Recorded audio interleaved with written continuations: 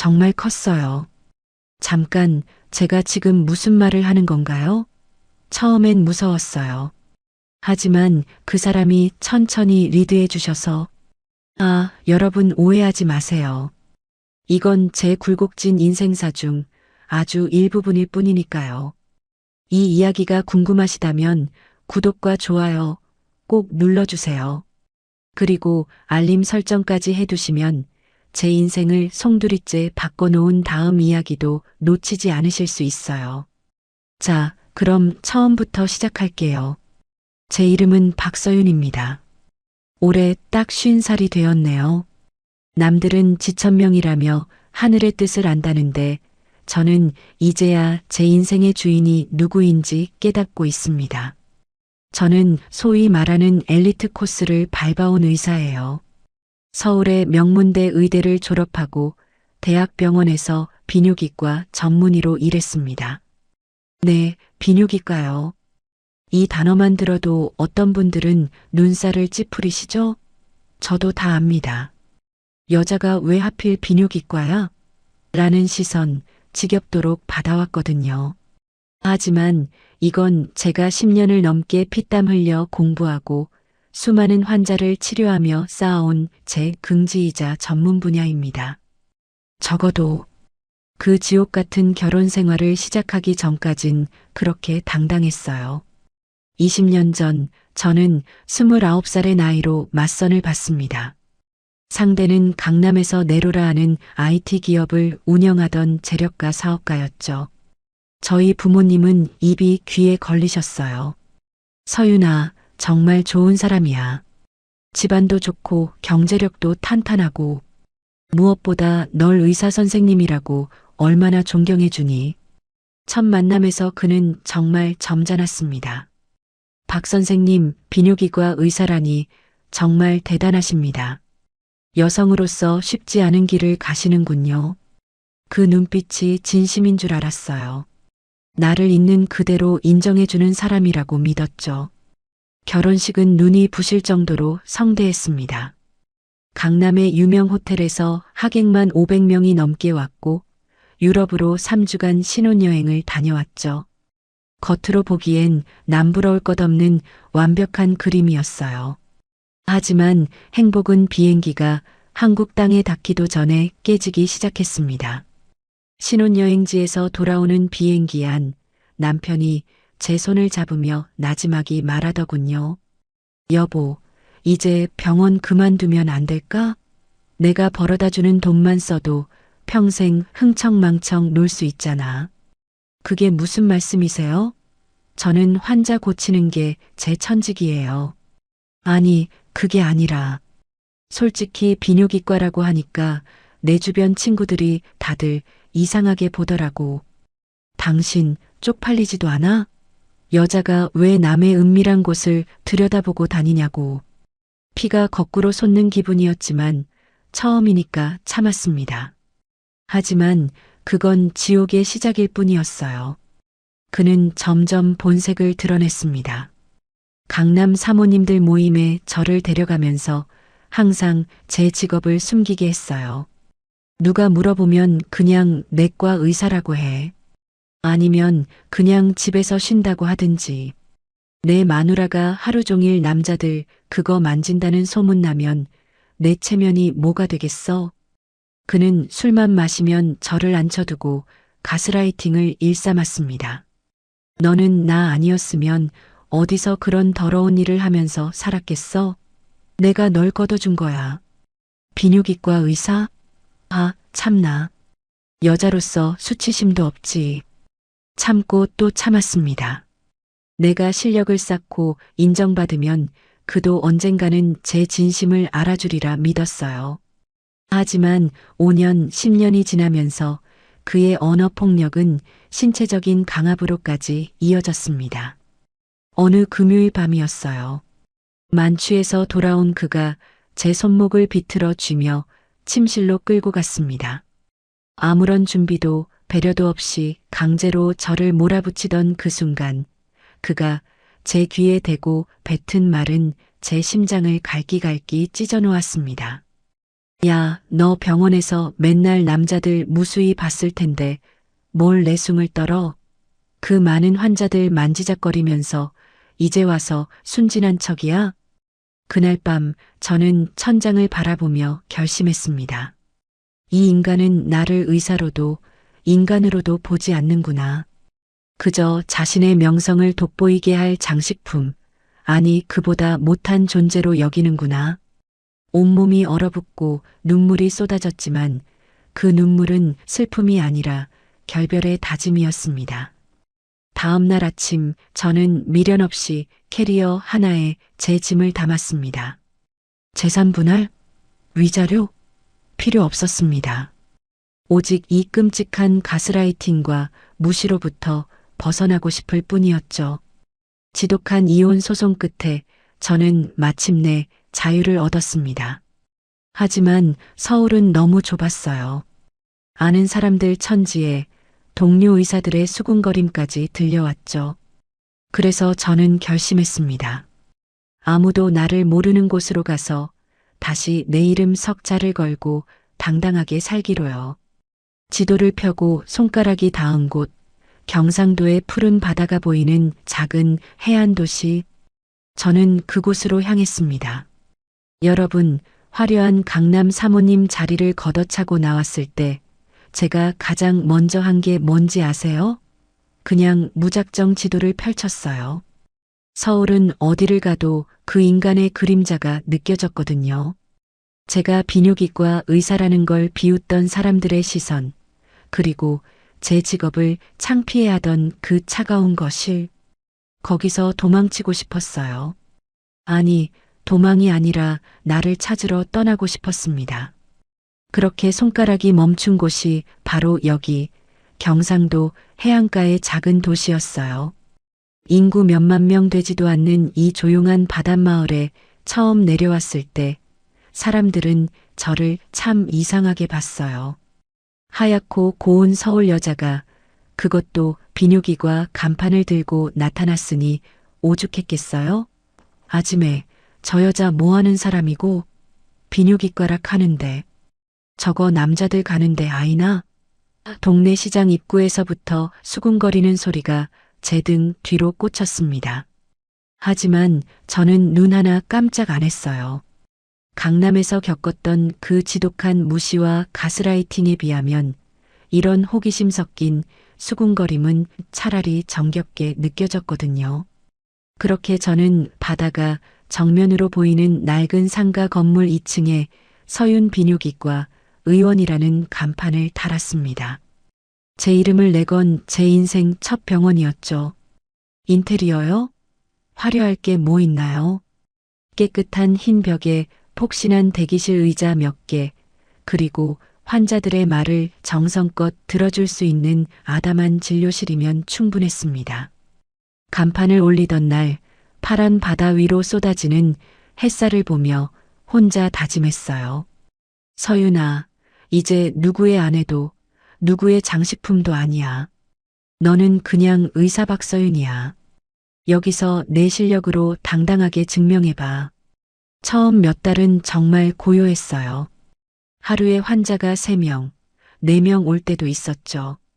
시골 어르신들이 보기에 여자 의사가 비뇨기과 진료를 본다는 게 얼마나 문턱이 높았겠어요? 특히 전립선 문제나 소변 문제로 고생하시는 할아버지들은 병원 문 앞까지 왔다가 제 얼굴을 보고 흠칫 놀라 돌아가시곤 했어요. 아이고, 내 삼아 부끄러워서 못 들어간다 하시면서요. 그럴 때마다 저는 직접 대기실로 나가서 어르신들 손을 잡았습니다. 아버님, 저도 의사예요. 아프신데 고쳐드리는 사람인데 뭐가 부끄러우세요? 서울대학병원에서 이 일만 10년을 넘게 했어요. 저 믿고 들어오세요. 제 진심이 통했는지 한 분, 두 분 진료실 의자에 앉기 시작하셨습니다. 저는 강남에서 환자들을 기계적으로 대하던 때와는 다르게 어르신들의 살아온 이야기부터 어디가 어떻게 불편하신지 아주 세세하게 들어드렸어요. 비뇨기과 질환이라는 게 사실 마음의 병인 경우가 많거든요.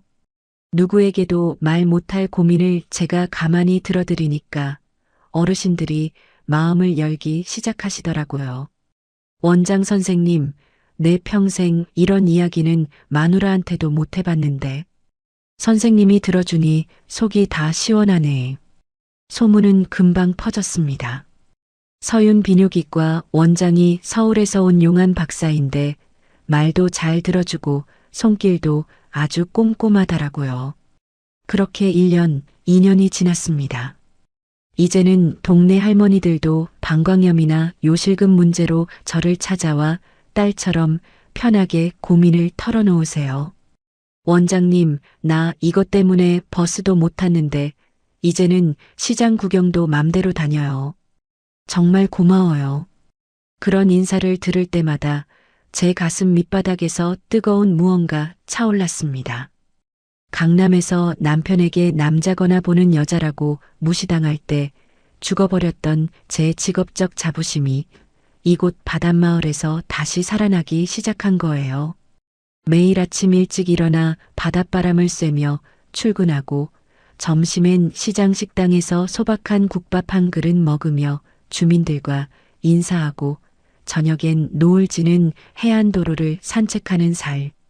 화려한 외제차나 명품 가방은 없지만 저는 지금이 제 인생에서 가장 풍요롭다고 느낍니다. 누구의 간섭도 없이 오직 내 의지대로 환자를 고치고 내 삶을 꾸려가는 이 소박한 일상이 저에게는 기적 같았어요. 가끔은 문득 그런 생각이 들더라고요. 나 이제 사랑 같은 건 안 해도 충분히 행복해. 평생 이렇게 조용히 사람들에게 도움 주면서 살면 그걸로 좋게. 그렇게 제 마음의 문을 꽁꽁 닫아 걸고 지냈습니다. 50살이라는 나이가 적은 건 아니지만 그렇다고 다시 시작하기엔 너무 늦었다고 생각했거든요. 그런데 여러분, 인생이라는 게 참 얄궂죠? 제가 이제 다 됐다 싶을 때 운명은 꼭 장난을 치더라고요. 평화롭기만 하던 제 의원의 오후 개원 2년 차의 어느 가을날이었어요. 선선한 가을바람이 진료실 창문을 두드리던 그 나른한 시간에 제 인생을 다시 한번 통째로 흔들어 놓을 사건이 발생합니다. 원장님, 응급이에요. 빨리 나와보세요.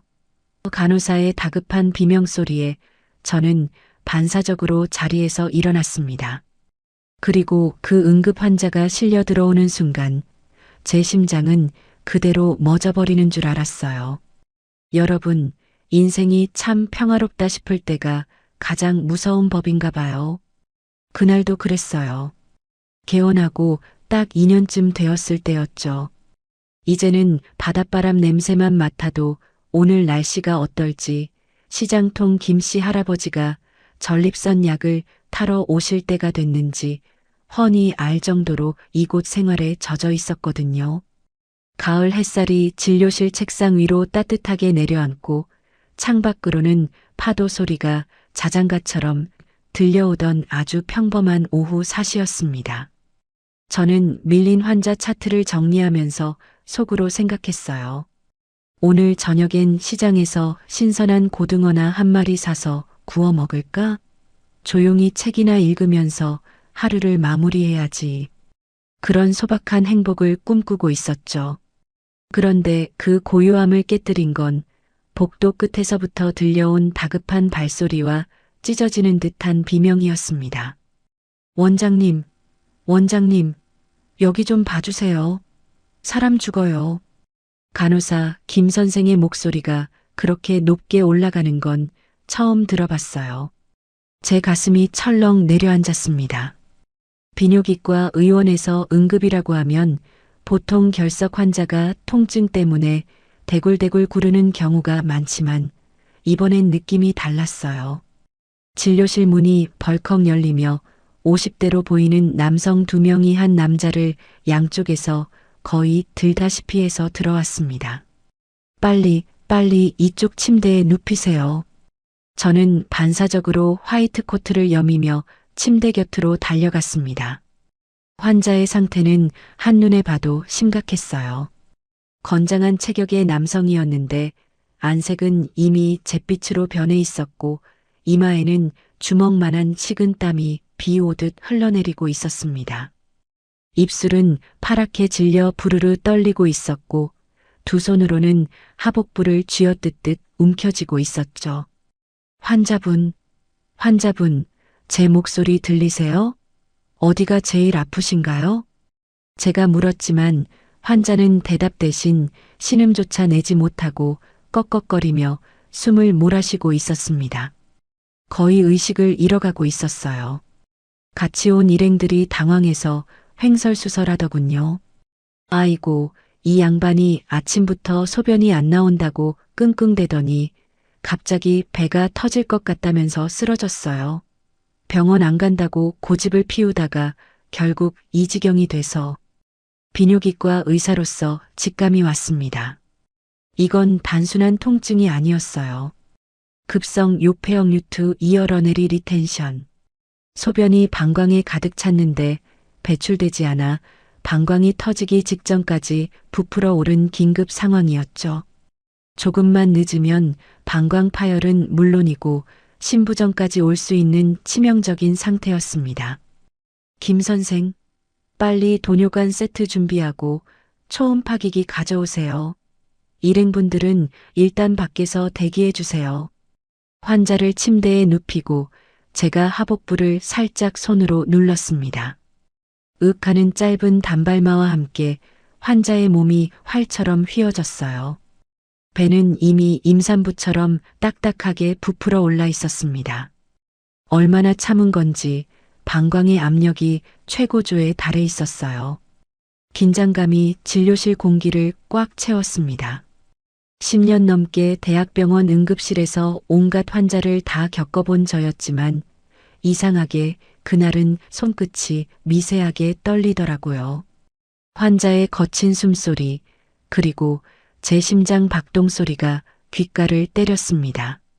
저는 환자의 상태를 더 정확히 확인하기 위해 고개를 숙여 그의 얼굴을 살폈습니다.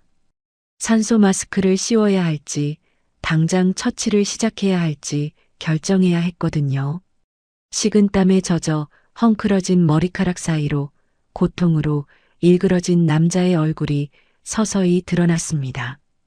이마의 흉터, 그리고 짙은 눈썹.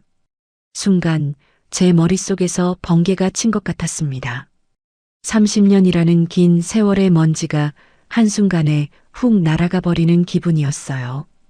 고통 때문에 눈도 제대로 못 뜨고 신음하는 그 남자의 얼굴 위로 제가 단 한순간도 잊어본 적 없는 풋풋하고 찬란했던 20살의 기억이 겹쳐졌습니다. 설마, 선배님? 제 입술에서 저도 모르게 작은 중얼거림이 새어나왔습니다. 주변의 소음이 멀어지고 오직 침대에 누운 이 남자의 얼굴만 제 시야에 가득 찼습니다.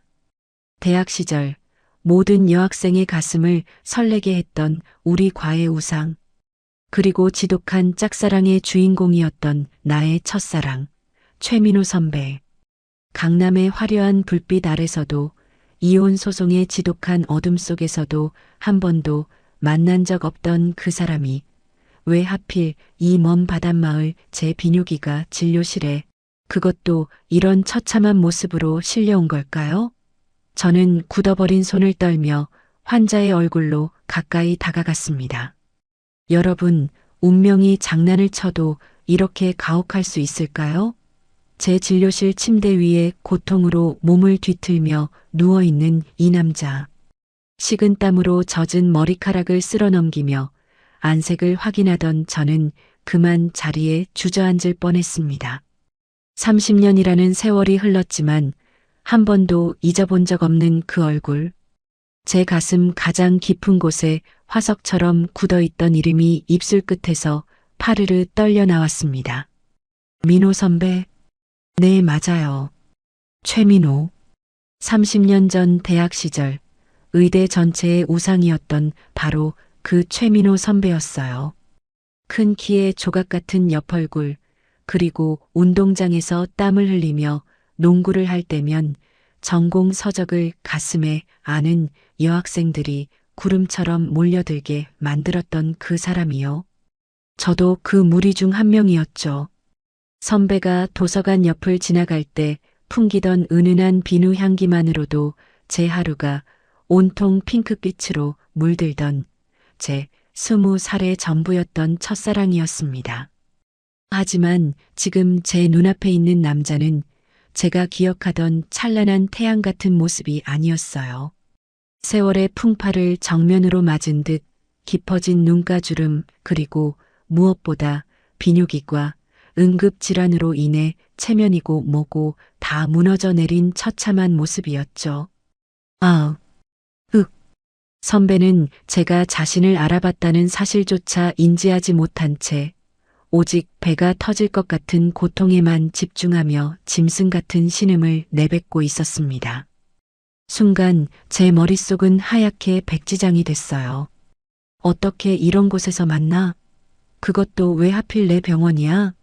왜 하필 비뇨기과야? 수만 가지 생각이 폭풍처럼 몰아쳤습니다.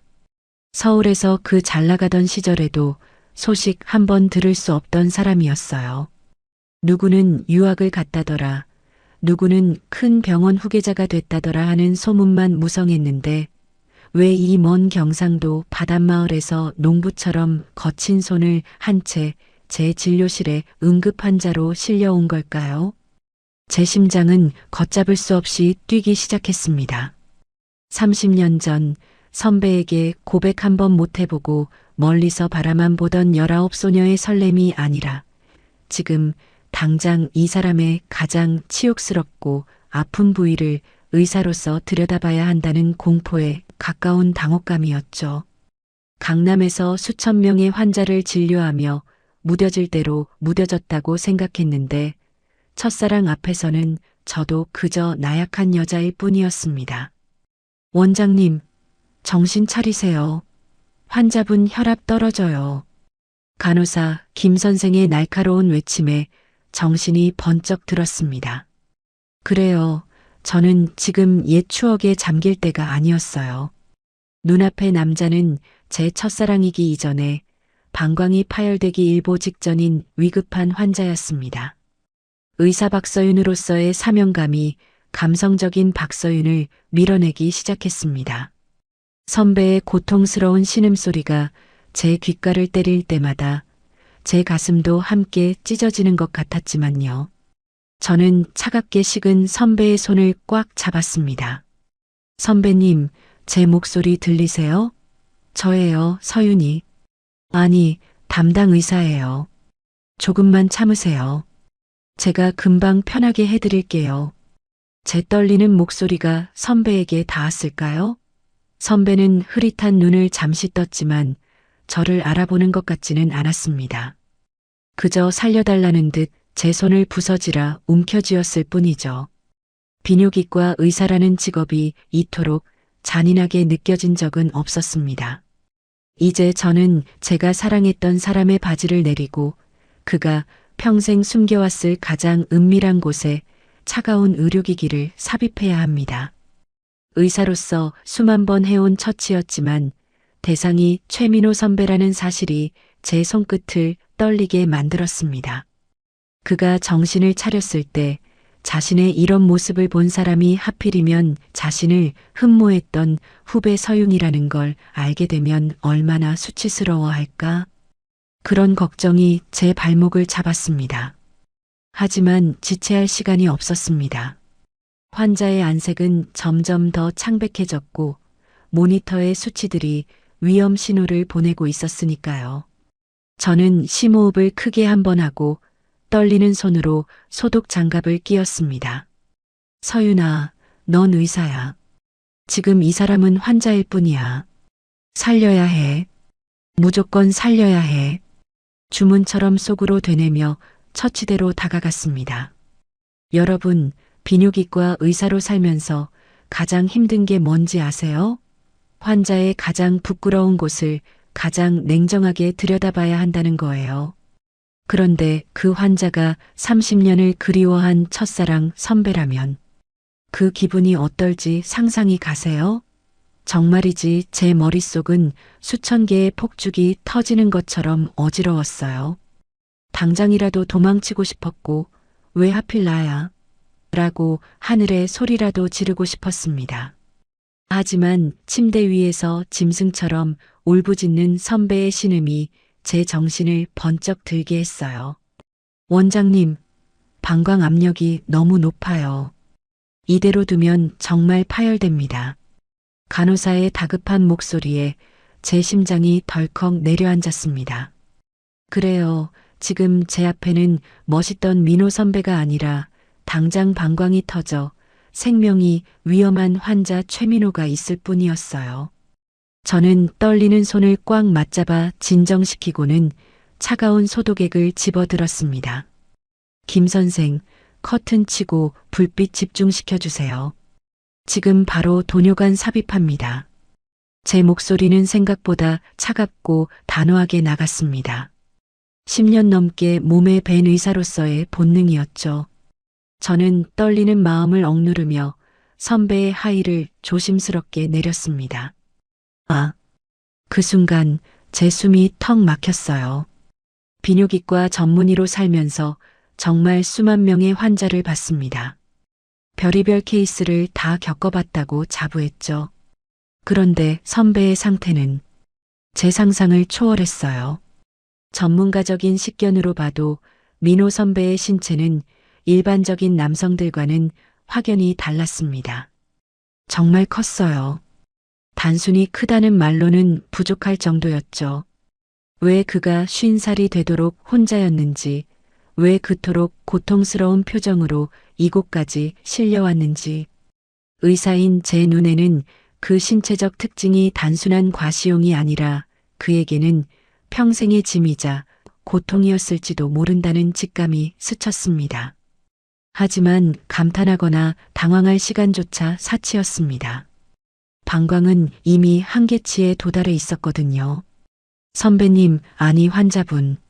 조금 아플 거예요. 숨 크게 들이마시세요. 저는 젤을 바른 차가운 도뇨관을 집어들었습니다. 급성 요폐 상황에서는 요도가 꽉 막혀 있기 때문에 관을 삽입하는 게 무척 어렵고 환자도 극심한 통증을 느낍니다. 관이 들어가려는 찰나 선배의 몸이 활처럼 휘어지며 제 팔을 꽉 붙잡았어요. 땀에 젖은 선배의 뜨거운 손등이 제 피부에 닿는 순간 전율이 일었습니다. 30년 만에 닿은 첫사랑의 감촉이 이런 식이라니 참 인생 잔인하죠? 조금만요, 조금만 참으세요. 거의 다 됐어요. 저는 이를 악물고 집중했습니다. 요도의 굴곡을 따라 세밀하게, 하지만 신속하게 관을 밀어 넣었습니다. 손끝에 전해지는 묵직한 저항감. 그리고 마침내 툭 하고 무언가 뚫리는 느낌이 들었습니다. 그와 동시에 짙은 색의 소변이 관을 타고 쏟아져 나오기 시작했어요. 나온다. 휴. 옆에서 지켜보던 간호사가 안도의 한숨을 내쉬었습니다. 1000cc, 1500cc. 소변 주머니가 순식간에 차올랐어요. 일반적인 방광 용량의 2배가 넘는 양이었습니다. 조금만 늦었더라면 정말 방광이 터져서 응급수술을 해야 했을지도 모르는 아찔한 상황이었죠. 소변이 배출되자마자 팽팽하게 부풀어 올랐던 선배의 배가 서서히 가라앉기 시작했습니다. 지옥 같은 고통 속에 일그러졌던 선배의 얼굴에도 비로소 희미한 평온이 찾아왔어요. 저는 땀범벅이 된 채로 자리에 주저앉았습니다. 온몸의 진이 다 빠져나가는 기분이었어요. 첫사랑의 생명을 제 손으로 구했다는 안도감, 그리고 그의 가장 은밀한 비밀을 목격해버렸다는 묘한 수치심이 뒤섞여 마음이 복잡했습니다. 저는 젖은 거즈를 가져와 선배의 이마에 맺힌 식은 땀을 닦아주었습니다. 이제야 겨우 선배의 얼굴을 제대로 볼 수 있었죠. 여전히 잘생겼더군요. 세월은 흘렀지만 그 선한 눈매와 고집스러워 보이는 입술은 그대로였습니다. 저는 선배의 손을 가만히 내려다보았습니다. 거칠고 굳은 살이 박인 손. 왕자님 같았던 선배가 어쩌다 이런 시골에서 홀로 몸을 써가며 살게 된 걸까? 그때였습니다. 기진맥진해서 잠든 줄 알았던 선배의 눈꺼풀이 파르르 떨리기 시작했어요. 고통의 파도가 지나가고 의식이 조금씩 돌아오고 있었던 거죠. 저는 당황해서 닦아주던 거즈를 멈추고 뒷걸음질 쳤습니다. 아직은 안 돼. 아직은 얼굴을 마주할 준비가 안 됐어. 하지만 운명은 제 편이 아니었습니다.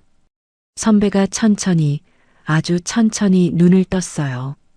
초점이 없는 눈동자가 천장을 헤매다 이내 제 얼굴에 머물렀습니다. 정적이 흐르는 진료실, 기계의 규칙적인 비프음 소리만이 우리 사이를 채우고 있었죠. 선배의 눈동자에 서서히 생기가 돌더니 이내 경악과 당혹감으로 물들기 시작했습니다. 여러분, 소변이 빠져나가고 고통이 가라앉으면 환자들은 보통 안도의 한숨을 내쉬거든요. 그런데 민호 선배는 달랐어요. 의식이 돌아오고 눈동자의 초점이 제 얼굴에 맺히는 순간 저는 봤어요. 선배의 눈동자가 지진이라도 난 것처럼 사정없이 흔들리는 거려. 그리고 이내 그 얼굴이 고통 때문이 아니라 지독한 수치심으로 새빨갛게 달아오르기 시작했습니다. 너 박서윤? 서윤이 맞니? 갈라진 목소리로 제 이름을 부르는 선배의 목소리에 제 심장이 바닥으로 툭 떨어졌습니다. 아, 나를 기억하고 있구나. 30년 전 그 촌스럽던 후배를 아직 잊지 않았구나. 하는 반가움은 아주 찰나였어요. 선배는 곧 상황을 파악한 듯 제 손에 들린 도뇨관과 자신의 하체를 번갈아 보더니 마치 벼락이라도 맞은 사람처럼 몸을 움츠렸습니다. 이게 무슨 세상에 하필 너한테. 선배는 말을 잇지 못하고 떨리는 손으로 환자복 하의를 끌어올리려 안간힘을 썼습니다. 아까까지만 해도 생사의 기로에서 제 손을 부서져라 잡던 사람이 이제는 제 눈길이 닿는 것조차 소름 끼치게 싫다는 듯 몸을 돌려 외면해 버리더군요. 여러분, 남자의 자존심이라는 게 때로는 생명보다 무겁다는 걸 그때 절실히 느꼈어요. 대학 시절 모든 여학생의 우상이었고 완벽함의 대명사였던 최민호였잖아요. 그런 사람이 30년 만에 나타나 한다는 게 하필이면 비뇨기과 침대에 누워 소변줄을 꽂은 채 옛 후배에게 자신의 가장 은밀하고 치욕스러운 부위를 통째로 다 보여준 꼴이 됐으니 선배 입장에선 차라리 죽는 게 낫다 싶었을지도 몰라요. 선배님, 진정하세요. 아직 움직이면 안 돼요. 도뇨관 제거한 지 얼마 안 돼서 다시 막힐 수도. 비켜. 나갈 거야. 이거 나. 선배는 제 손을 거칠게 뿌리쳤습니다. 그리고는 비틀거리며 침대에서 내려오려다 바닥으로 고꾸라질 뻔했죠. 옆에 있던 간호사 김 선생이 놀라서 부축하려 하자 선배는 소리를 질렀어요. 건드리지 마. 나 괜찮으니까 다 나가라고. 그 목소리엔 분노보다 더 깊은 절망이 섞여 있었습니다. 선배는 겨우 벽을 짚고 일어서더니 신발도 제대로 신지 못한 채 문 밖으로 도망치듯 나가려 했습니다. 아까 실려올 때의 그 당당했던 체격은 어디 가고 어깨를 잔뜩 움츠린 채 뒷걸음질 치는 그 모습이 너무나 애처로워 제 가슴이 찢어지는 것 같았어요. 최민호 선배님, 지금 나가면 위험해요. 방광 근육이 늘어나서 혼자서는 소변 못 보신단 말이에요. 제가 복도까지 쫓아가 소리쳤지만 선배는 뒤도 돌아보지 않았습니다. 접수처에 서 있던 일행들이 당황해서 아니, 민호야, 어디 가노? 이제 좀 살만하나? 하며 붙잡으려 했지만 선배는 그들의 손을 뿌리치고 병원 문을 박차고 나갔습니다. 계단을 내려가는 그 다급한 발소리가 마치 제 심장을 짓밟고 지나가는 것 같았어요. 선배님, 제발. 저는 그냥 의사예요. 선배님이 생각하는 그런 부끄러운 눈으로 보는 게 아니란 말이에요. 속으로 수백 번 외쳤지만 입 밖으로 나오지는 않았습니다. 병원 대기실에 남은 환자들과 간호사들이 웅성거리는 소리가 들려왔어요. 어머, 저 환자 왜 저래? 원장님이 살려주셨는데 고맙다는 말도 없이. 김 선생이 걱정스러운 표정으로 다가와 제 어깨를 잡았습니다. 원장님, 아는 분이세요? 상태가 너무 안 좋아서 그냥 보내면 안 될 것 같은데. 저는 멍하니 닫힌 병원 문만 바라봤습니다. 제 손에는 아직 선배의 이마를 닦아주던 젖은 거즈가 들려 있었죠.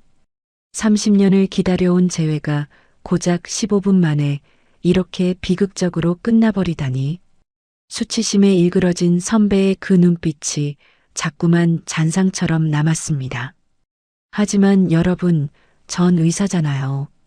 환자가 저렇게 위험한 상태로 병원을 나가는 걸 보고만 있을 수는 없었어요. 수치심보다 무서운 게 병이거든요. 저는 가운을 벗어 던지고 제 차키를 집어들었습니다.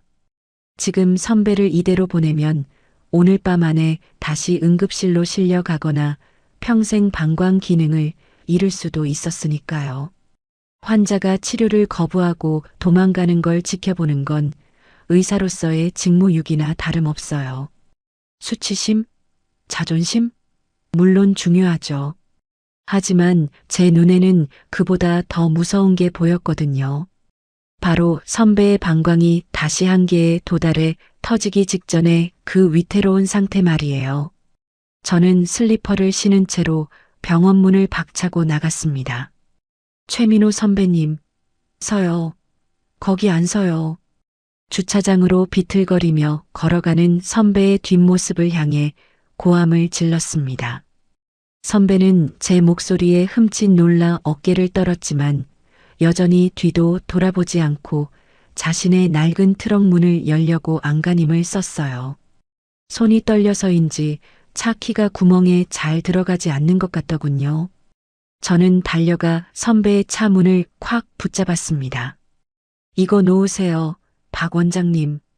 아니, 서윤아. 제발 부탁이다. 나 그냥 가게 해줘. 선배의 목소리는 울음 섞인 애원 같았습니다. 얼굴은 아까보다 더 붉어져 있었고 눈에는 수치심으로 인한 물기가 맺혀 있었죠. 30년 만에 만난 후배에게 자신의 그런 모습까지 보이고 싶지 않다는 그 처절한 외침. 하지만 저는 더 차갑게 마음을 먹었습니다. 여기서 약해지면 선배를 잃을 수도 있으니까요. 지금 이대로 운전해서 가겠다고요? 10분도 못 가서 길가에 차 세우고 다시 배 움켜쥐며 쓰러질 텐데요. 그때는 우리 병원 같은 곳도 없어요. 길바닥에서 방광 터져서 실려가고 싶으세요? 제 서슬 퍼런 카리스마에 선배가 멍하니 저를 바라봤습니다. 저는 선배의 눈을 똑바로 마주하며 말을 이었습니다. 선배님이 지금 느끼는 그 부끄러움, 죽는 것보다 더 힘드신 거 알아요. 하지만 의사인 제 눈에는 선배님이 남자로 안 보여요. 그냥 고쳐야 할 아픈 환자로 보일 뿐이에요. 제가 비뇨기과 의사로 10년을 넘게 살면서 선배님 같은 증상 가진 분들 수만 명을 봤습니다. 선배님이 특별해서 이런 일이 생긴 게 아니라고요. 선배의 손에서 힘이 풀렸습니다. 저는 그 틈을 놓치지 않고 목소리를 부드럽게 낮췄습니다. 따뜻하지만 단호한 의사의 말투로요. 선배님, 지금 선배님 상태는 전립선 비대증이 심각한 수준을 넘어섰어요. 급성 요폐는 한 번으로 안 끝납니다. 제대로 치료 안 하면 평생 소변 주머니 차고 사셔야 해요. 그때는 정말 지금보다 100배, 1000배 더 수치스러운 일들이 생길 텐데 정말 그걸 원하세요? 저 선배님 후배이기 전에 이 분야 최고 권위자예요. 저 믿고 다시 들어오세요. 제가 선배님 자존심 그리고 건강 둘 다 지켜드릴게요. 제 진심 어린 설득에 선배의 고개가 천천히 숙여졌습니다. 팽팽하게 당겨졌던 자존심의 줄이 툭 하고 끊어지는 순간이었죠. 선배는 한참을 차문에 기대어 숨을 몰아쉬더니 아주 작은 목소리로 중얼거렸습니다. 미안하다, 서윤아. 못난 모습만 보여줘서. 저는 대답 대신 선배의 거친 손을 가만히 잡았습니다. 그리고 다시 진료실로 그를 이끌었죠. 이번엔 도망가는 환자가 아니라 치료에 전념하기로 결심한 보호자 같은 마음으로요. 다시 침대에 앉은 선배에게 저는 전립선 질환이 왜 위험한지, 앞으로 어떤 정기적인 치료가 필요한지 차근차근 설명했습니다. 선배는 고개를 끄덕이며 제 설명을 들었지만 여전히 시선은 바닥을 향해 있었어요. 긴장이 풀려서일까요? 선배의 얼굴에 묻어있던 그날 선 수치심이 거치자 비로소 세월의 흔적이 묻어나는 쓸쓸한 그림자가 보이기 시작했습니다.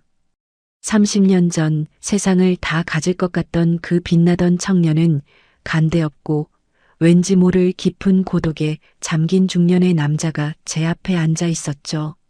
선배님, 이제 좀 진정이 되세요? 약 처방해 드릴 테니까 며칠간은 절대 무리하시면 안 돼요. 제가 조심스럽게 말을 건네자 선배가 긴 한숨을 내쉬며 입을 열었습니다. 그 목소리에는 그동안 누구에게도 털어놓지 못했던, 아니 털어놓을 수 없었던 무거운 삶의 무게가 실려 있었어요. 여러분, 사람은 겉모습만 보고는 모르는 거예요. 제 기억 속의 민호 선배는 항상 도면통을 어깨에 메고 세상을 설계하던 멋진 미래의 건축가였거든요. 서윤아, 난 나중에 사람들이 가장 편히 쉴 수 있는 집을 지을 거야. 라며 웃던 그 청량한 목소리가 아직도 귓가에 선한데, 제 앞에 앉은 선배의 손은 설계도를 그리던 섬세한 손이 아니라 거친 흘기를 하며 굳은 살이 박인 투박한 농부의 손이 되어 있었습니다.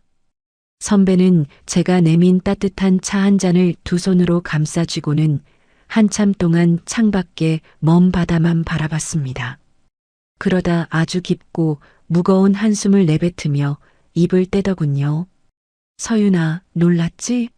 내 기억 속에 나는 아마 서울 어딘가에서 멋진 빌딩이나 짓고 있는 건축가였을 텐데 말이야. 선배의 이야기는 덤덤했지만 그 안에는 말로 다 못할 고통이 서려 있었어요. 대학 졸업 후 선배는 정말 잘 나갔대요.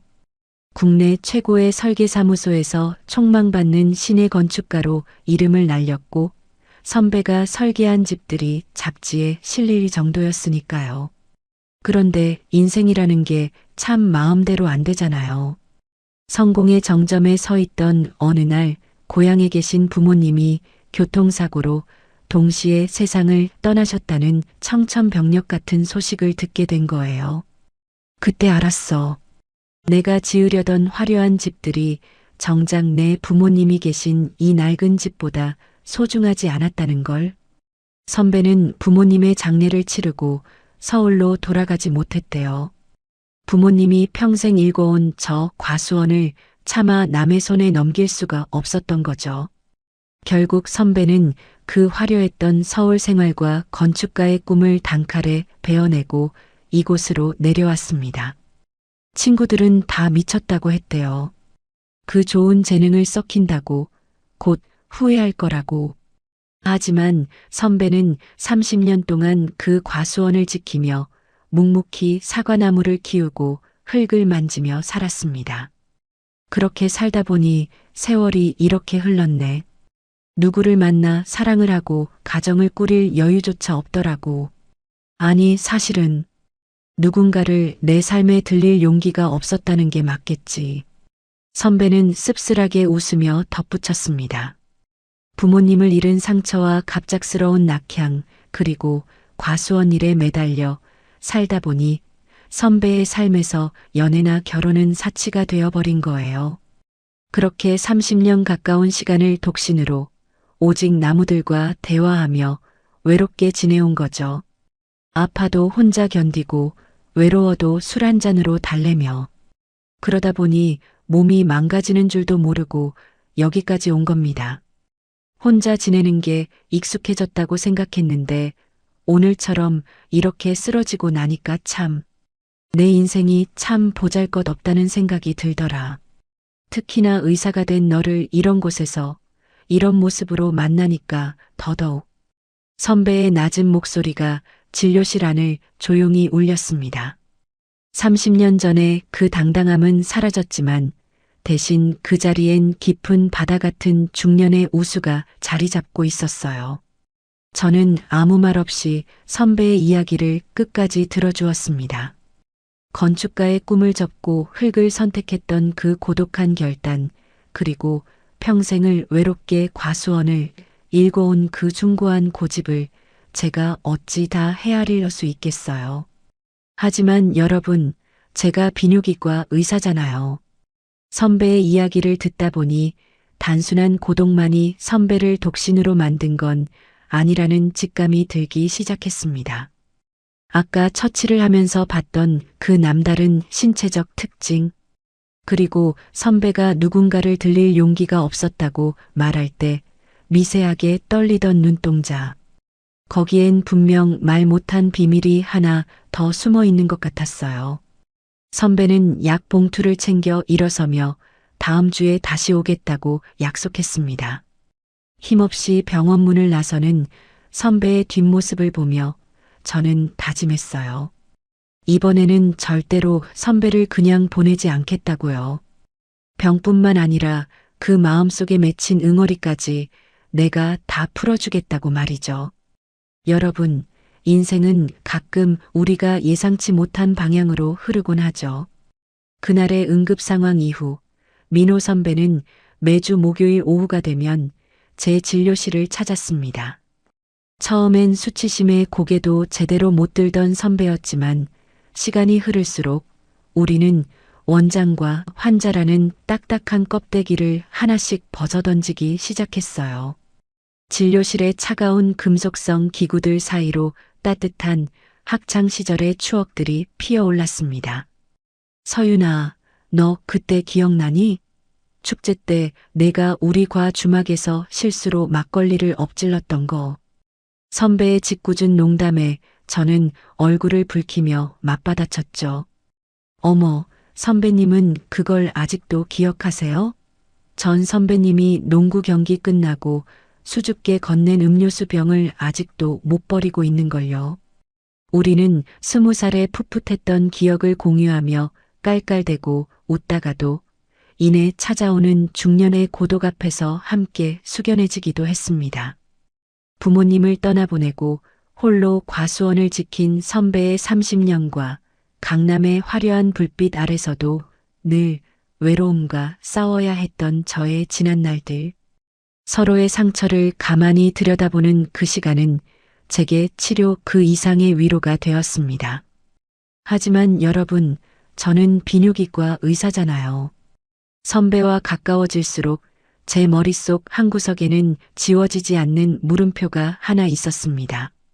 바로 선배의 그 남다른 신체적 특징 말이에요. 의학적으로 말하자면 선배는 일반적인 범주를 훨씬 뛰어넘는 특징을 가지고 있었어요. 처음엔 그저 운이 좋은 사람이라고 생각할 수도 있겠지만 선배의 삶을 들여다보니 그건 축복이 아니라 거대한 장벽이었을지도 모른다는 생각이 들었습니다. 진료를 거듭하며 선배의 사소한 습관과 표정을 관찰하던 저는 직감했습니다. 선배가 평생을 독신으로 살 수밖에 없었던 진짜 이유, 그가 그토록 수치스러워하며 사람들을 밀어냈던 근원적인 콤플렉스가 바로 거기 있었다는 것을요. 선배님 혹시 누군가를 사랑하고 싶어도 그 사람을 아프게 할까봐 혹은 내가 이상하게 보일까봐 미리 겁부터 낸 적 없으세요? 제가 조심스럽게 던진 질문에 선배의 손이 미세하게 떨렸습니다. 찻잔 속의 차가 작은 파동을 그리더군요. 선배는 한참 동안 말이 없다가 마치 아주 무거운 돌덩이를 가슴에서 꺼내놓듯 입을 열었습니다. 서윤아, 넌 의사니까 이해하겠지. 남들은 부러워할지 몰라도 나에겐 이게 괴물 같았어. 젊은 시절 사랑하는 사람이 생겨도 마지막 순간에 늘 뒷걸음질 치게 만들었던 건 내 마음이 아니라 바로 내 몸이었거든. 누군가에게 상처를 주거나 경멸 어린 시선을 받을까봐 두려웠어. 그래서 아예 문을 닫아버린 거야. 선배의 고백은 충격적이고도 가슴 아팠습니다. 세상 모든 남자가 부러워할 법한 그 특징이 감수성 예민하고 섬세한 선배에게는 평생을 따라다닌 지독한 콤플렉스였던 거예요. 그 육체적인 특징 때문에 선배는 정서적인 유대까지 포기한 채 스스로를 과수원이라는 감옥에 가둬버린 거였죠. 저는 선배의 거친 손을 꽉 잡았습니다. 선배님, 그건 결코 선배님의 잘못이 아니에요. 그리고 괴물 같은 건 더더욱 아니고요. 선배님은 그저 조금 특별한 것뿐이에요. 제가 그 콤플렉스 이제는 벗겨드릴게요. 제 단호한 말에 선배의 눈에 이슬이 맺혔습니다. 30년 동안 누구에게도 말하지 못하고 홀로 알아왔던 그 비밀이 제 앞에서 비로소 햇빛 아래로 드러나는 순간이었죠. 우리는 그날 진료실 창문 너머로 붉게 물드는 노을을 함께 바라보며 아주 오랜 시간 대화를 나누었습니다. 이제 선배의 전립선 질환은 서서히 호전되고 있었지만 우리 사이엔 그보다 더 뜨겁고 본질적인 무언가가 싹트고 있었습니다. 콤플렉스라는 껍질을 깨고 나온 선배의 진심, 그리고 그 진심을 온전히 받아낼 준비가 된 저의 마음. 여러분, 그날의 공기를 저는 평생 잊지 못할 거예요.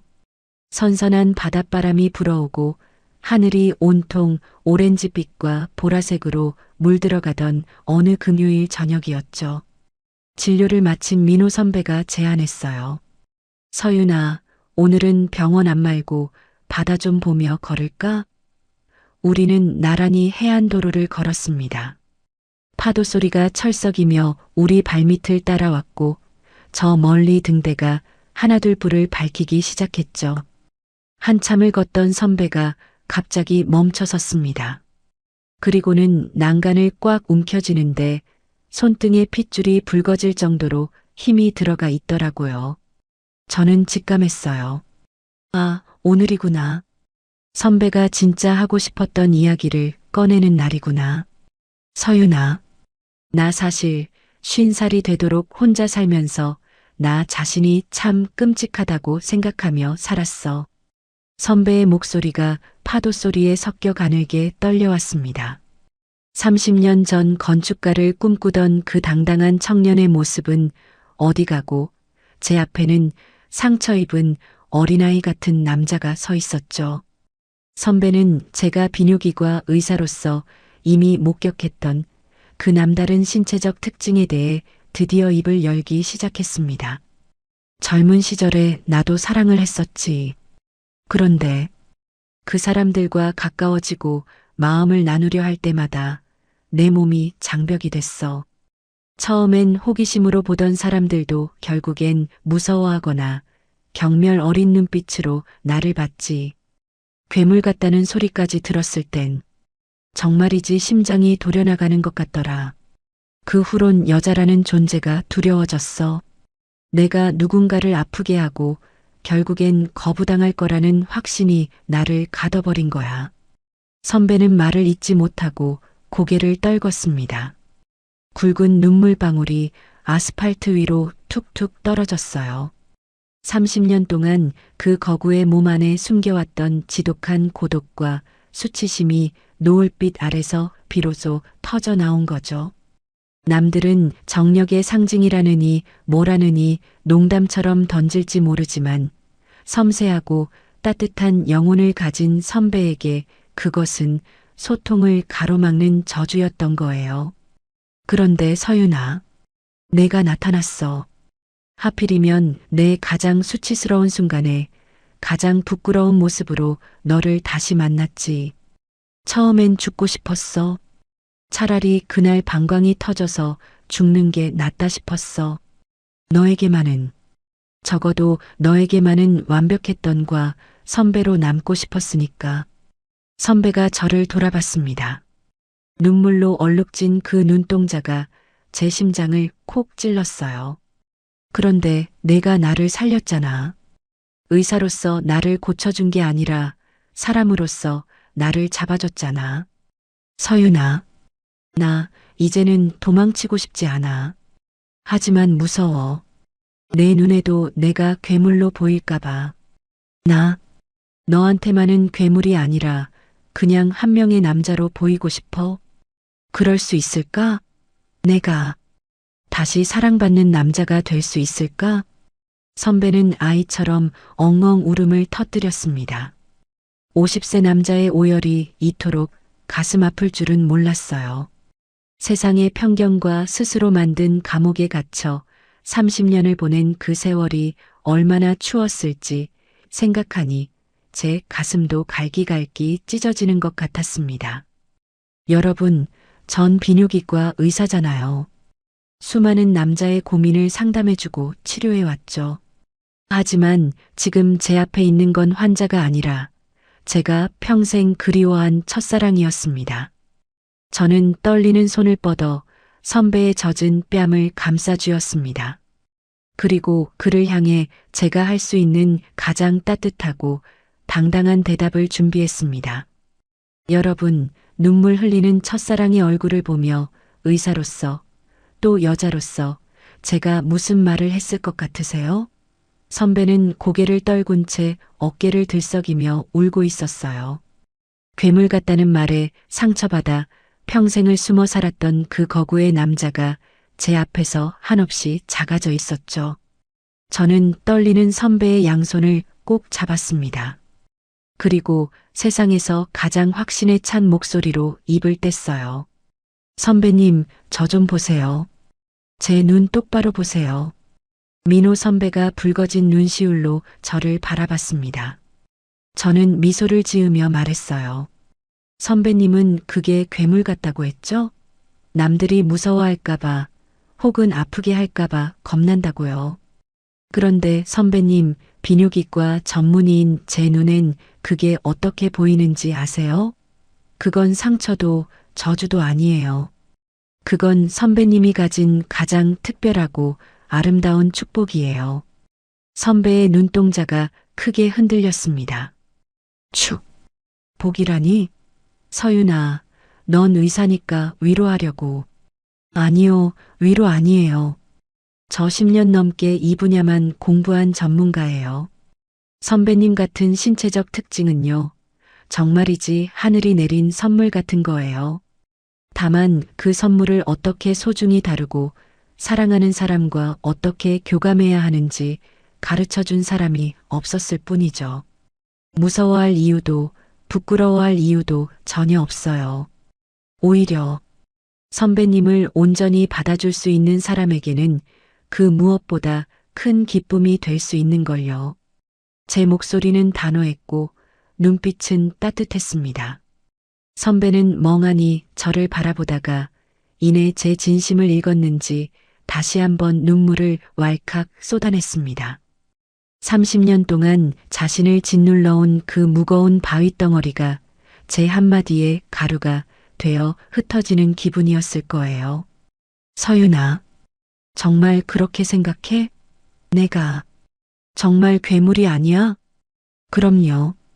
선배님은 제가 아는 사람 중에 가장 따뜻하고 멋진 남자예요. 그 특별함까지 포함해서요. 이제 그만 스스로를 괴롭히세요. 선배님의 그 특별함을 가장 귀하게 여겨줄 사람이 바로 제 눈앞에 있잖아요. 저는 선배의 목소리가 들리지 않을 만큼 가까이 다가가 그를 꽉 안아주었습니다. 선배의 넓은 가슴이 제 온기로 채워지는 게 느껴졌어요. 처음엔 당황하던 선배의 큰 팔이 천천히 제 허리를 감싸 안았습니다. 30년 전 대학교 캠퍼스에서 차마 닿지 못했던 두 마음이 중년의 나이가 되어 비로소 해안도로의 차가운 난간 위에서 하나로 맞닿은 순간이었습니다. 그날 밤 우리는 누가 먼저랄 것도 없이 서로의 입술을 찾았습니다. 30년의 세월을 뛰어넘은 키스는 뜨겁다 못해 절실했어요. 서로의 상처를 할자주는 짐승처럼 혹은 잃어버린 조각을 찾은 아이들처럼 우리는 서로에게 탐닉했습니다. 선배는 여전히 조심스러워했어요. 자기 몸이 저를 다치게 할까봐 혹은 제가 놀랄까봐 자꾸만 멈칫거렸죠. 괜찮아요, 선배님. 저 의사잖아요. 제가 다 가르쳐 줄게요. 우리만의 속도로, 우리만의 방식으로 사랑하는 법을요. 저는 선배의 귓가에 속삭이며 그를 리드했습니다. 의학적인 지식은 사랑의 기술이 되었고 저의 깊은 애정은 선배의 콤플렉스를 녹이는 용해제가 되었죠. 마침내 모든 옷가지가 벗겨지고 서로의 날 것 그대로의 모습이 마주했을 때 저는 선배에게 보여주었습니다. 제가 얼마나 그를 원하고 있는지, 그의 특별함이 제게 얼마나 큰 경이로움인지를요. 그 밤 우리는 중년의 나이라는 게 믿기지 않을 만큼 열정적이고도 섬세한 사랑을 나눴습니다. 선배는 평생 처음으로 누군가에게 거부당하지 않고 오히려 뜨겁게 환영받는 경험을 하며 아이처럼 기뻐했어요. 저 또한 강남에서의 그 차가웠던 침대 위 기억들을 선배의 따뜻한 품 안에서 모두 씻어낼 수 있었습니다. 우리의 사랑은 그렇게 시작되었습니다. 30년이라는 먼 길을 돌아온 만큼 우리의 시간은 남들보다 2배, 3배 더 지나고 절실했죠. 50살의 최민호와 박서윤. 우리는 이제 더 이상 외로운 낙향 농부도 상처 입은 이혼녀 의사도 아니었습니다. 오직 서로의 결핍을 채워주는 유일무이한 연인이었죠. 여러분, 사랑에 빠진 중년의 남자가 얼마나 귀여운지 아세요? 그 무뚝뚝하던 과수원지기 민호 선배가 말이에요. 세상에나. 저희가 마음을 확인한 그날 이후로 제 진료실 풍경이 완전히 바뀌어 버렸답니다. 아침 9시 병원 문을 열기도 전이에요. 덜컹거리는 트럭 소리가 들리면 어김없이 선배가 나타납니다. 한 손에는 그날 새벽에 갓 딴 이슬이 맺힌 사과며 배가 한가득 든 바구니를 들고 말이죠. 서윤아, 이거 비타민 챙겨 먹어야 해. 너 요새 얼굴이 좀 까칠하더라. 하면서 쑥스럽게 건네는데 그 눈빛은 완전 꿀이 떨어져요. 뿐만 아니에요. 점심시간만 되면 정성스럽게 싼 도시락을 들고 또 나타나요. 너 밥 거를까봐 걱정돼서. 라며 내미는 보석함 같은 도시락통을 열어보면 투박한 손으로 정성껏 무친 나물에 제가 좋아한다고 지나가듯 말했던 반찬들이 꽉꽉 채워져 있죠. 간호사 김 선생이 옆에서 얼마나 놀려대는지 몰라요. 원장님, 우리 민호 씨 같은 남자는 어디서 구해요? 이건 거의 지극정성 급인데요. 그럴 때마다 선배는 귀 끝까지 빨개져서 도망치듯 나가는데 그 뒷모습이 어찌나 사랑스러운지. 강남에서 전 남편과 살 때는 상상도 못했던 일이에요. 제 직업을 부끄러워하며 밖에서 밥 한 끼 같이 먹는 것도 꺼려하던 그 인간과는 천지 차이죠. 선배는 제가 환자를 진료하는 모습, 가운을 입고 전문적인 식견을 뽐내는 모습을 세상에서 가장 존경 어린 눈빛으로 바라봐 줍니다. 서윤아, 넌 사람 살리는 손을 가졌잖아. 정말 대단해. 그 말 한마디가 제 지난 10년의 상처를 다 씻어주는 기분이었어요. 하지만 여러분, 진짜 이야기는 해가 지고 나서 시작됩니다. 병원 진료가 끝나면 저는 홀린 듯이 선배의 과수원으로 향해요. 그곳엔 우리만의 은밀하고도 뜨거운 오두막이 있거든요. 밤의 과수원은 낮과는 전혀 다른 공기가 흘러요. 풀벌레 소리가 들리고 달빛이 사과나무 사이를 비추면 우리는 서로의 결핍을 채우기 위해 본능적으로 서로를 찾습니다. 평생 괴물이라 불릴까봐 겁내며 자신의 욕망을 억누르고 살았던 선배, 그리고 사랑받지 못한 채 의무감으로만 침대를 지켰던 저. 그 상처 입은 두 영혼이 만나니 그 에너지가 얼마나 폭발적이겠어요? 서윤아, 정말 괜찮아? 내가 너무 무겁진 않아? 선배는 처음엔 여전히 조심스러워했어요. 자기 몸이 저를 감당하기에 너무 버거울까봐, 혹여라도 제가 아플까봐 자꾸만 속도를 늦추려 했죠. 그럴 때마다 저는 선배의 단단한 어깨를 감싸 안으며 속삭였습니다. 선배님, 저 비뇨기과 의사라니까요. 선배님의 그 넘치는 힘, 제가 어떻게 받아내야 하는지 세상에서 제일 잘 알아요. 그러니까 참지 마세요. 선배님의 그 특별함을 저한테 다 쏟아내도 돼요. 그제야 선배의 눈빛이 짐승처럼 번뜩였습니다. 50세라는 나이가 무색할 정도로 선배의 체력과 열정은 대단했어요. 아니, 어쩌면 30년 동안 참아왔던 그 뜨거운 응어리가 저라는 통로를 통해 분출되는 것 같았죠. 우리는 밤새도록 서로의 신체를 탐닉하고 땀방울이 뒤섞인 채 숨을 몰아쉬었습니다. 선배의 그 거대하고 특별한 신체적 특징은 이제 더 이상 공포가 아니라 우리를 최고의 황홀경으로 인도하는 축복 그 자체였어요.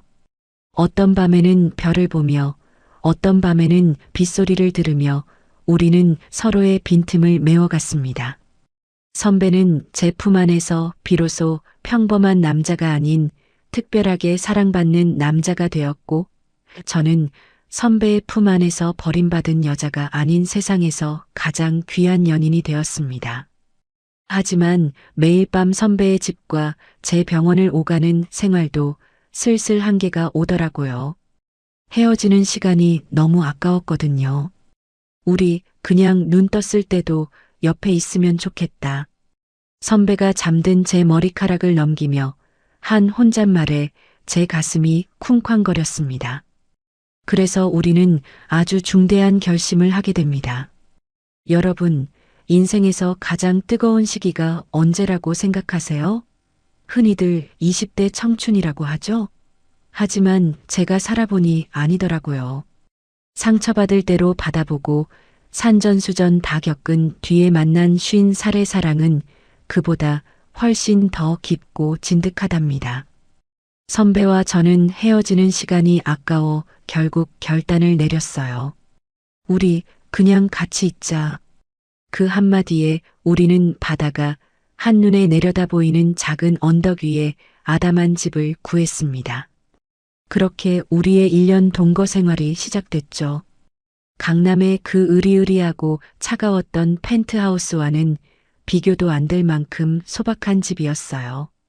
하지만 아침마다 창문을 열면 짭조름한 바다 냄새가 거실 가득 들어오고 부엌에서는 선배가 갓 구운 빵과 사과 향기가 풍겨 나왔죠. 1년간의 동거는 말 그대로 서로를 알아가는 수행이자 치유의 과정이었어요. 30년 동안 각자 다른 삶을 살아온 두 사람이 한 공간에 몸을 섞고 산다는 게 쉬운 일은 아니잖아요. 그런데 희한하죠. 선배의 사소한 습관 하나하나가 저에겐 그렇게 사랑스러울 수가 없더라고요. 선배는 아침마다 잠에서 깨면 제 이마에 짧게 입을 맞추고는 거실로 나가 물을 한 잔 마셔요. 그리고는 어김없이 마당의 화초들을 살피죠. 그 투박하고 큰 손으로 아주 작은 싹을 조심스럽게 만지는 그 뒷모습을 보고 있으면 제 가슴 한구석이 몽글몽글해지곤 했어요. 저 또한 선배 앞에서는 강남의 냉철한 박 원장이 아니라 늦잠도 자고 투정도 부리는 철부지 소녀가 되곤 했습니다. 선배는 그런 저의 흐트러진 모습까지도 너는 자고 일어난 모습이 제일 예쁘다며 꽉 안아주었죠. 무엇보다 동거 생활의 묘미는 밤이었습니다. 퇴근하고 돌아온 저를 위해 선배는 과수원에서 가져온 신선한 재료로 소박하지만 정갈한 저녁상을 차려놓았어요. 우리는 와인 대신 선배가 직접 담근 달콤한 사과주 한 잔을 곁들이며 오늘 병원에서 있었던 일, 과수원에서 있었던 일을 도란도란 나누었죠. 그러다 눈이 맞으면 누가 먼저랄 것도 없이 서로의 온기를 찾아 파고들었습니다. 그 1년 동안 우리는 서로의 신체적 특징과 반응을 누구보다 완벽하게 파악하게 됐어요. 선배의 그 거대하고 특별한 신체는 이제 저에게 공포나 경이로움을 넘어 우리 사랑의 가장 완벽한 조각이 되었습니다. 제가 비뇨기과 의사로서 가진 지식은 선배가 평생 느꼈던 그 육체적 고립감을 해소하는 열쇠가 되었고 선배의 절실한 애무는 제 가슴속 깊이 박혀있던 이온의 상처를 깨끗하게 도려내 주었죠. 우리는 서로의 몸을 통해 영혼까지 치유하고 있었습니다. 서윤아, 나 가끔 무서워. 이 꿈 같은 시간이 내일 아침에 깨버릴까봐.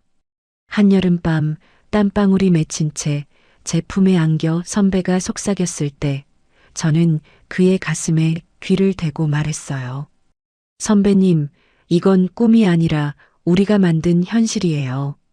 30년 동안 돌아온 길 끝에 얻은 보상이니까 마음껏 누려도 돼요.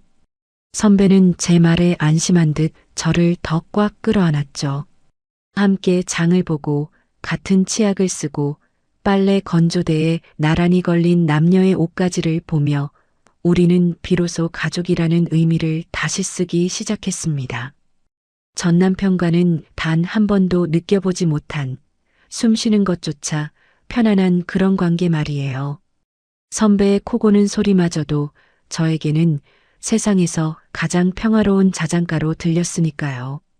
그렇게 사계절이 한 바퀴를 돌았습니다.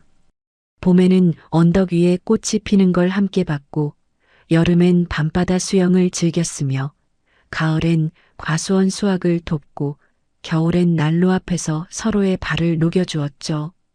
1년이라는 시간은 우리가 평생 함께할 수 있다는 확신을 주기에 충분했습니다. 그러던 어느 날이었어요. 평소와 다름없이 평화롭던 주말 아침, 선배가 평소보다 조금 일찍 일어나 정장을 챙겨 입더라고요. 과수원 일도 없는 날인데 말이죠. 의아해하는 저를 보며 선배는 수줍게 웃으며 제 손을 잡았습니다. 그 손에는 30년의 세월을 담은 하지만 아주 눈부시게 빛나는 무언가가 들려 있었어요. 여러분, 제가 강남에서 살 때 가장 힘들었던 게 뭔지 아세요? 돈이 없어서? 아니요. 남편의 외도? 그것도 아프긴 했지만 저를 진짜 갉아먹었던 건 따로 있었어요. 바로 제가 가장 사랑하고 자부심을 느끼는 제 직업을 부정당하는 거였죠. 전 남편은 사석에서 누군가 제 전공을 물으면 늘 얼굴을 찌푸리며 말을 돌렸어요. 아, 그냥 의사예요. 혹은 그냥 병원에요. 라고만 했죠. 비뇨기과라는 단어가 마치 제 얼굴에 묻은 오물이라도 되는 양 부끄러워했어요. 침실에서도 마찬가지였죠. 제 손길이 닿으면 비뇨기과 의사라 그런지 너무 노련해서 징그럽다는 폭언을 일삼았으니까요. 그런데 민호 선배는 달랐습니다. 1년의 동거 기간 동안 선배가 저를 바라보는 눈빛에는 언제나 깊은 존경이 서려 있었어요. 제가 수술을 마치고 지쳐 돌아오는 날이면 선배는 제 거친 손을 정성스럽게 씻겨주며 말했어요. 서윤아, 오늘도 귀한 생명들을 돌보느라 고생 많았어. 내 손은 정말 세상에서 가장 고귀한 손이야. 비뇨기과 의사라는 제 커리어를 깎아내려야 할 치부가 아니라 한 인간이 가진 숭고한 전문성으로 온전히 인정해주는 사람. 선배 앞에서는 제가 어떤 환자를 진료하든 어떤 술기를 펼치든 당당할 수 있었어요. 오히려 선배는 제 의학적 조언을 귀담아 듣고 자신의 건강을 맡기며 저를 무한히 신뢰해 주었죠. 저를 부끄러워하던 남자와 저를 우러러봐주는 남자. 그 차이가 제 영혼을 얼마나 풍요롭게 만드는지 저는 50살이 되어서야 비로소 깨달았습니다. 그날 아침 선배가 정장을 입고 수줍게 내민 반지를 보며 저는 결심했습니다. 이 남자라면 내 남은 생을 온전히 걸어도 좋겠다고요. 아니, 오히려 제가 이 남자를 지켜주고 싶다는 강한 확신이 들었습니다. 선배는 여전히 자신의 신체적 콤플렉스와 지나온 세월 때문에 저에게 미안해하고 있었거든요. 서윤아, 늙고 보잘것없는 나랑 평생을 약속해줘서 고마워. 라며 울먹이는 선배의 입을 저는 제 손가락으로 가볍게 막았습니다. 선배님, 아니 민호 씨. 우리 이제 그런 말 하지 말아요. 그리고 선배가 먼저 프로포즈했으니까 이제는 내가 할 차례예요.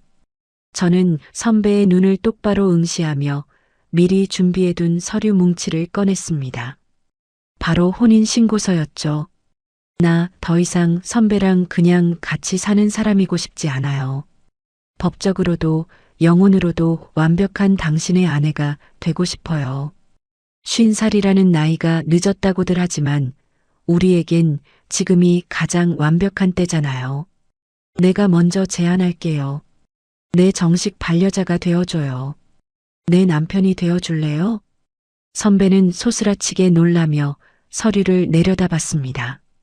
강남 사모님 소리 들으며 체면치레만 하던 제가 모든 자존심과 격식을 내려놓고 먼저 혼인신고서를 내밀 거라고는 상상도 못했을 거예요. 하지만 저는 당당했습니다. 비뇨기과 의사로서 남자의 몸과 마음을 누구보다 잘 이해하는 전문가이자 한 남자를 조건 없이 사랑하게 된 여자로서 내린 인생 최고의 결정이었으니까요. 서윤아, 정말 괜찮겠니? 나 같은 사람의 아내가 된다는 게 선배니까 가능한 거예요. 내 직업을 존경해주고 내 상처를 보듬어준 유일한 사람이니까. 이제 우리 남들의 시선 같은 건 바다에 던져버리고 우리 이름으로 당당하게 살아요. 선배는 떨리는 손으로 혼인신고서에 자신의 이름을 꾹꾹 눌러 썼습니다. 그 글자 하나하나가 우리 두 사람의 30년 방황에 종지부를 찍는 마침표처럼 느껴졌어요. 우리는 그 길로 시청으로 달려가 혼인신고를 마쳤습니다. 화려한 예식장도 수백 명의 하객도 없었지만 시청 마당에 핀 이름 모를 들꽃들이 우리의 결혼을 축복해주는 것 같았죠. 이제 우리는 누가 뭐래도 법적인 부부였습니다. 서윤과 민호. 두 사람의 이름이 나란히 적힌 등본을 손에 쥐었을 때 저는 10년 묵은 체증이 내려가는 것 같은 카타르시스를 느꼈어요. 50살에 찾은 진짜 내 이름, 그리고 내 사람. 하지만 여러분, 부부가 되었다고 해서 모든 게 끝나는 건 아니죠? 오히려 정식 부부가 된 후 우리에겐 더 뜨겁고 더 대담한 날들이 기다리고 있었습니다. 부부라는 이름표가 주는 그 묘한 해방감 있잖아요. 그 해방감이 선배와 저를 이전보다 훨씬 더 과감한 사랑의 세계로 안내했거든요. 인생의 황혼이라고 불리는 50살의 문턱에서 비뇨기과 진료실의 환자와 의사로 다시 만난 우리 두 사람. 30년 전에는 차마 닿지 못했던 평행선이었는데 돌고 돌아 이렇게 한 이불을 덮는 부부가 되었네요. 참 인생이라는 게 한치 앞을 모르는 거라니까요. 정식 부부가 된 후의 삶이요? 어머, 말도 마세요. 강남 시절에는 남의 눈치 보느라 숨소리조차 크게 못 내고 살았는데 이제는 이 조용한 바닷마을에서 우리 둘이 아주 세기의 사랑을 찍고 산답니다. 마을 사람들은 이제 다 알아요. 사과 과수원 민호 씨가 우리 박 원장님 보느라 매일 병원 문턱이 닳도록 드나든다는 거리요. 가끔은 시장통에서 선배가 제 손을 꽉 잡고 놓지 않아서 어르신들이 아이고 저 중늙은이들이 젊은 애들보다 더하네 라며 껄껄 웃으시기도 하지만 저희는 그저 행복합니다.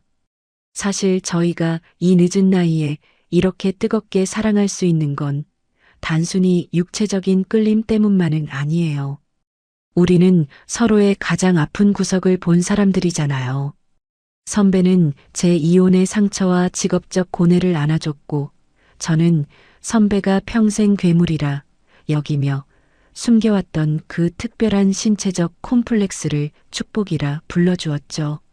사랑이라는 건 결국 상대방의 결핍을 찾아내 비난하는 게 아니라 그 빈자리에 내 온기를 채워 넣어주는 거더라고요. 서윤아, 나 요즘은 자고 일어나면 내가 전생에 나라를 구했나 싶어. 너 같은 여자가 어떻게 내 곁에 왔을까? 밤마다 파도 소리를 들으며 선배의 품에 안겨 있으면 그런 생각이 들어요. 사랑에는 정해진 유통기한 같은 건 없다는 것을요. 20대의 사랑이 불꽃처럼 화려하다면 50대의 사랑은 은은하게 타오르며 뼈저린 추위까지 녹여주는 아궁이 불 같아요. 배려 깊은 사랑은 그 어떤 명약보다 강력한 치유의 힘을 가지고 있다는 걸 저는 비뇨기과 의사가 아닌 한 남자의 아내로서 매일 몸소 체험하고 있답니다. 선배의 전립선 질환은 이제 완쾌되었지만 제 전용 환자로서의 정기 검진은 평생 계속될 예정이에요. 물론 검진 장소는 병원 진료실보다는 우리 집 안방이 될 때가 더 많겠지만요. 웃음. 여러분, 혹시 지금 사랑 때문에 아파하고 계신가요? 혹은 내 나이가 너무 많아서, 혹은 나에게 남들에게 말 못할 큰 결함이 있어서 다시는 사랑받지 못할 거라고 생각하시나요? 제 이야기를 듣고 용기를 얻으셨으면 좋겠어요. 진정한 사랑은 당신의 상처를 들여다보는 걸 두려워하지 않아요.